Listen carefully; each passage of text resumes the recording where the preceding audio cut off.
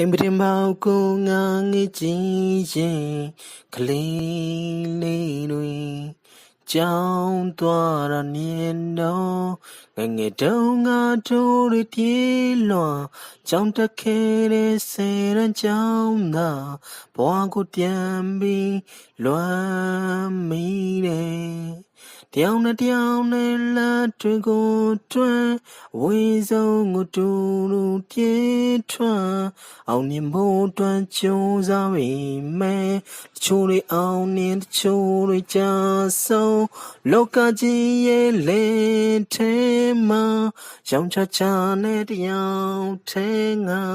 ရီမှန်ကြတွန်းဘဝတွန်းသိခါတွန်းအမှန်တရားတွန်းလူငယ်ကြိုးစားကြပါလူငယ်ရုံသားမှုရရှိတယ်မင်းတို့ငါတို့တိုင်းဝိုင်းကြမှာအမှန်တရားဆိုတာတယောက်ဆုံးနေပြီကွယ်ကြိုးစားကြပါလူငယ်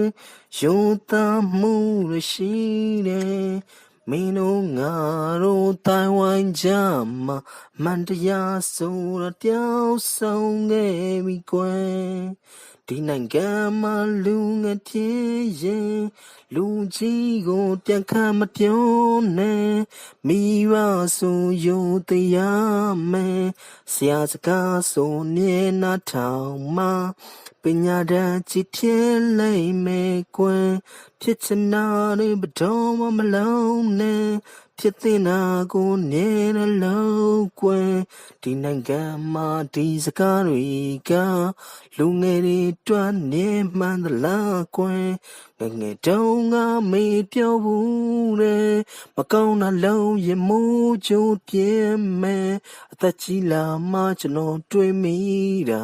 တရားမင်းကြီးကလက်မတဲဘူးကွယ်အရရောင်နဲ့ဦးလေးပါစီတိုင်းလုံးကနှစ်စီရန်ချမ်းသာသည်မိဘလုံးချွေးမောင်ကန်ကောင်းလေ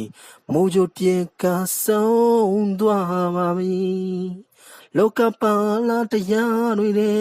မှာဓမ္မနဲ့အာဓမ္မရှိသည်ဒီနိုင်ငံငါတိုင်းဝန်းကြမှာဓမ္မတရားသည်နှစီလုံးနေသည်ကြိုးစားကြပါလူငယ်ရုံသားမှုရရှိတယ်